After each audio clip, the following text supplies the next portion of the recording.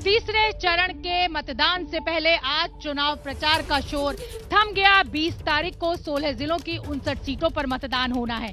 सीटें तो महज ये 59 ही है, लेकिन पावर सेंटर बनी हुई है एक सीट, जी हाँ, करहल सीट, जहां से अखिलेश यादव उम्मीदवार हैं। आज योगी आदित्यनाथ ने चुनाव प्रचार के दौरान जमकर अखिलेश यादव पर हमला बोला। दरअसल दोनों ही राजनीतिक दलों की ये कोशिश है कि ये जो पावर सेंटर करहल सीट है, इसी को दिमाग में रखकर सारी रणनीति तय की जाए। और इस पावर सेंटर के सेंटर में है अखिलेश यादव के चाचा शिवपाल यादव। तो तीसरे चरण के चुनाव में क्या है पावर पॉलिटिक्स, देखिए हमारी ये खास रिपोर्ट।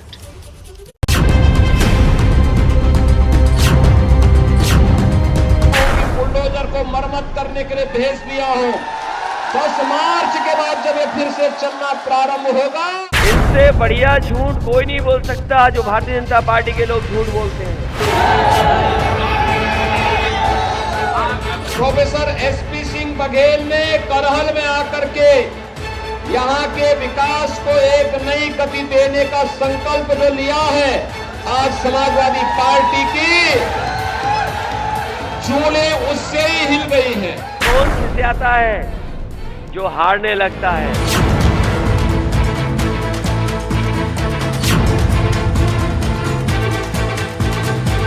बाबा मुख्यमंत्री को मिला।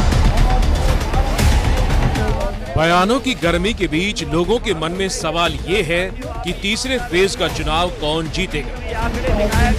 जिन लोगों में भी ज्यादा गर्मी निकल रही है, भाइयों बहनों, ये गर्मी 10 मार्च के बाद अपने आप शांत हो जाएगी। जो लोग गर्मी निकालने की बात कर रहे थे, मैं उन्हें कहना चाहता हूं कि पिछले 3 साल से कोई भी फौज में भर्ती नहीं हुई है। तीसरे फेज की चर्चा सबसे ज्यादा इसलिए है क्योंकि इस फेज में मुख्यमंत्री पद के दावेदार समाजवादी पार्टी के प्रमुख अखिलेश यादव की सीट पर भी वोटिंग है। राजनीति की किताब में अमूमन माना यह जाता है कि बड़े उम्मीदवार की राह आसान होती है, लेकिन मैनपुरी की करहल में जो हो रहा है उसे आसान नहीं कहा जा सकता। हम लोगों को लगता है कि वास्तव में प्रोफेसर एसपी सिंह बघेल ने करहल में आकर के यहाँ के विकास को एक नई गति देने का संकल्प जो लिया है, आज समाजवादी पार्टी की चूलें उससे ही हिल गई हैं। यूपी के सीएम योगी आदित्यनाथ प्रचार के आखिरी दिन करहल में थे और यहां उन्होंने समाजवादी पार्टी की दुखती रग पर हाथ रखकर बीजेपी उम्मीदवार को जिताने की अपील की। समाजवादी पार्टी की दुखती रग की चर्चा करें उससे पहले करहल का गणित समझ लीजिए। करहल में कुल 3,71,000 वोटर हैं। इसमें से यादव वोटरों की संख्या करीब 1.25 लाख है। गैर यादव ओबीसी वोटरों की संख्या 75,000 है। सवर्ण वोटरों की संख्या इस सीट पर 60,000 के करीब है। मुस्लिम वोटर करीब 18 से 20,000 है। बाकी आबादी एससी वोटरों की है, जो कि इस सीट पर निर्णायक भूमिका निभाने की ताकत रखते हैं। और बीजेपी ने इसी वोट बैंक को ध्यान में रखकर केंद्र में मंत्री बघेल को यहां से उतारा है। और यही एससी वोट बैंक इस सीट पर समाजवादी रणनीतिकारों को बेचैन कर रहा है और इसी बेचैनी का बीजेपी फायदा उठाने की कोशिश कर रही है। तो 300 सीट जीतनी पड़ेगी ना। मैं आपको एक आइडिया बताता हूं, बोलो। 300 सीट जीतने की जरूरत नहीं है। 300 सीट का काम एक ही सीट से हो सकता है। समझ रहा है? अरे करहल में कमल खिला दो, पूरे यूपी में सपा का सुपड़ा साफ हो जाएगा। योगी ने आज करहल में प्रचार किया तो कल अमित शाह ने रैली की थी। उससे पहले डिप्टी सीएम केशव प्रसाद मौर्य भी रैली कर चुके हैं। बड़े नेताओं के ताबड़तोड़ दौरों के क्या मायने हो सकते हैं, ये समझने के लिए हमने एक्सपर्ट से बात की और जानना चाहा कि क्या बीजेपी को करहल से कोई उम्मीद दिख रही है।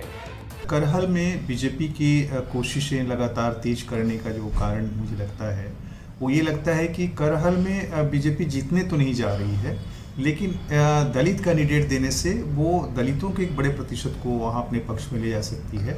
और लेकिन वहाँ चुनाव को अच्छे ढंग से लड़ करके वो ये मैसेज देना चाहेगी पूरे क्षेत्र में कि देखिए हम समाजवादी पार्टी के गढ़ को में भी एक बहुत अच्छी लड़ाई लड़ सकते हैं।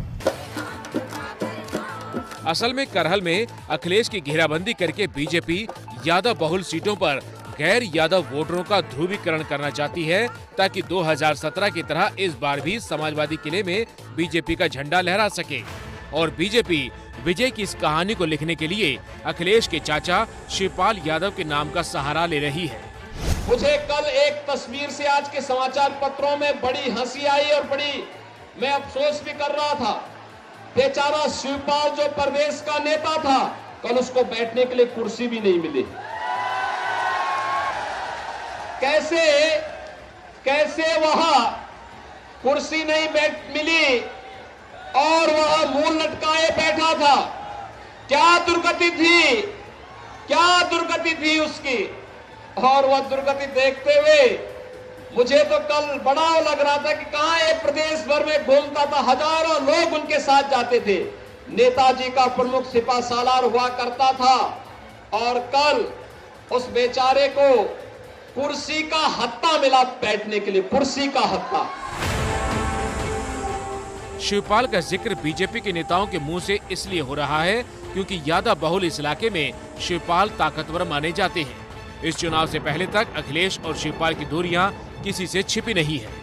2017 के विधानसभा चुनाव से पहले चाचा और भतीजे की जंग देश देख चुका है। इसी जंग की वजह से अखिलेश यादव के चाचा शिवपाल सिंह यादव ने अपनी एक अलग पार्टी प्रसपा बना ली थी। हालांकि 2022 के विधानसभा चुनाव से पहले अखिलेश ने अपने चाचा शिवपाल यादव को साथ तो ले लिया है, लेकिन कई मामलों पर दोनों के बीच मनमुटाव की खबरें छन छन कर सामने आती रही। शिवपाल अपने समर्थकों के लिए भी टिकट चाहते थे। शिवपाल की मंशा बेटे को भी चुनाव लड़ाने की थी। शिवपाल अपनी पार्टी से इकलौते उम्मीदवार बने। शिवपाल को अखिलेश ने साइकिल निशान देकर मैदान में उतारा है। हालात ये बन गए हैं कि शिवपाल के साथ साई की तरह रहने वाले कई नेता उनका साथ छोड़कर दूसरे दलों में चले गए।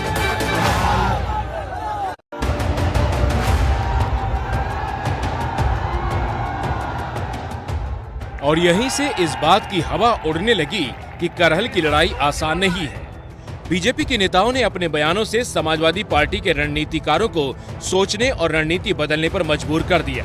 तस्वीर को इसी बदली हुई रणनीति के तहत समाजवादी पार्टी के संरक्षक मुलायम सिंह यादव करहल में वोट मांगने पहुंचे। तो लाखों लोग आए हैं, उम्मीद के साथ आए हैं, तो उनकी उम्मीदों को अगर कोई पूरा करेगा, समाजवादी पार्टी करेगी।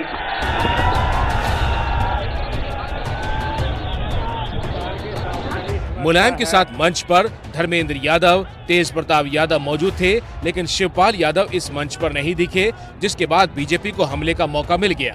और सबसे पहले केशव प्रसाद मौर्य ने ट्वीट करके अपना बाउंसर डाल दिया।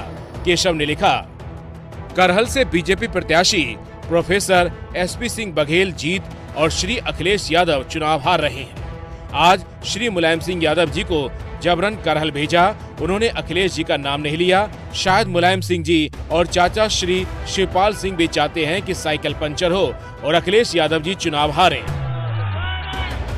केशव प्रसाद मौर्य के इस दावे से अलग हकीकत ये है कि मुलायम ने गुरुवार को मंच से अखिलेश का नाम लिया। हाँ, इतना जरूर हुआ कि वो नाम लेने से पहले भूल गए थे कि वोट किसके लिए मांगना है। भाषण के अंत में जब धर्मेंद्र यादव ने पर्ची पकड़ाई और कान में कहा कि वोट मांगिए भैया के लिए, तब जाकर मुलायम ने अखिलेश का नाम लिया और जिताने की अपील की। कि आपके उम्मीदों को पूरा करेंगे। यहाँ तक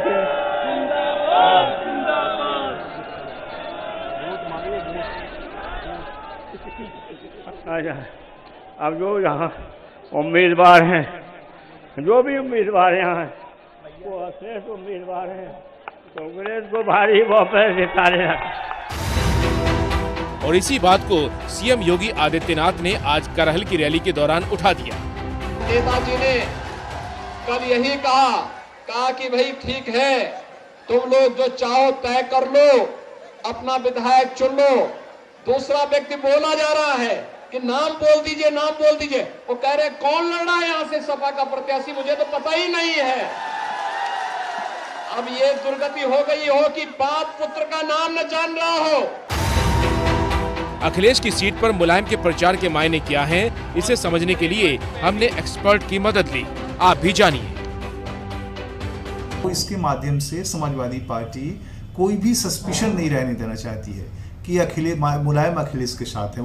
और इसका जो दूसरा मायना ये हो सकता है कि जो भी असंतोष के जो थोड़े बहुत भी लेयर्स बचे हुए हैं, जो शिवपाल जी के पार्टी के लोगों को टिकट नहीं मिलने से एक असंतोष की बातें मीडिया में आ रही थी, वो सब भी खत्म हो जाएगी। जहां तक शिवपाल यादव का सवाल है, तो सियासत के बाजार का मूड भांपते हुए समाजवादी पार्टी ने गुरुवार की शाम को इटावा में अखिलेश के रथ पर शिवपाल को सवार करवाया। रथ में मुलायम, अखिलेश और शिवपाल तीनों एक साथ दिखे।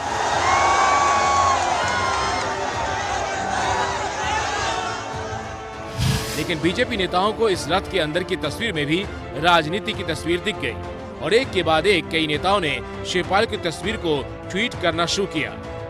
यूपी बीजेपी के प्रवक्ता राजेश त्रिपाठी ने तस्वीर के साथ लिखा, चचा शिवपाल क्या हो गया हाल, बेहाल बदहा।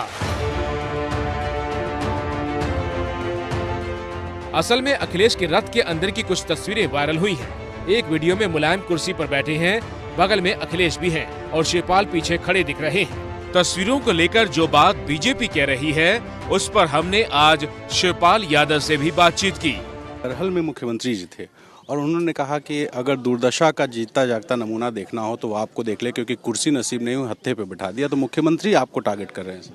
देखिए, हम लोग तीनों लोग बैठे हैं तो कितना अच्छा लग रहा था प्रदेश के लोगों को, जब अखिलेश भी हत्थे बैठे, हम भी हत्थे बैठे, बगल में नेताजी बैठे। एक दूसरे वीडियो में मुलायम और अखिलेश दोनों रथ के अंदर से अभिवादन के लिए हाथ हिला रहे हैं, तो शिवपाल भी हाथ हिलाते हुए दिख रहे हैं। हाँ, ये बात सही है कि अखिलेश के नामांकन का मौका हो या फिर मुलायम के साथ करहल में मंच साझा करने का दिन, शिवपाल अखिलेश के साथ नहीं दिखे। लेकिन 12 फरवरी को शिवपाल ने समय निकालकर अखिलेश के लिए करहल में प्रचार किया था। उस दिन हमारे रिपोर्टर रणवीर ने उनसे बात की थी। एक चाचा के तौर पर आए हैं या गठबंधन सहयोगी के तौर पर? देखिए, वैसे तो मैं प्रगतिशील समाजवादी पार्टी का राष्ट्रीय अध्यक्ष भी हूँ और हमारा गठबंधन भी है।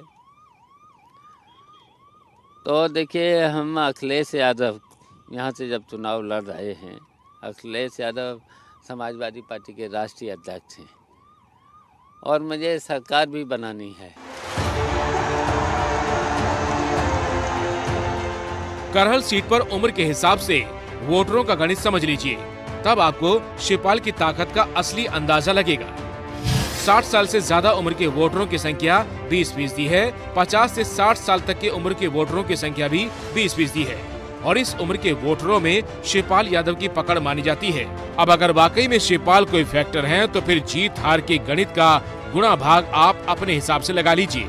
और यादव वोटरों वाली सीट सिर्फ करहल नहीं है, आसपास की करीब 25 सीटें हैं जिस पर यादव मजबूत हैं और इन सीटों पर 20 फरवरी को वोटिंग होगी।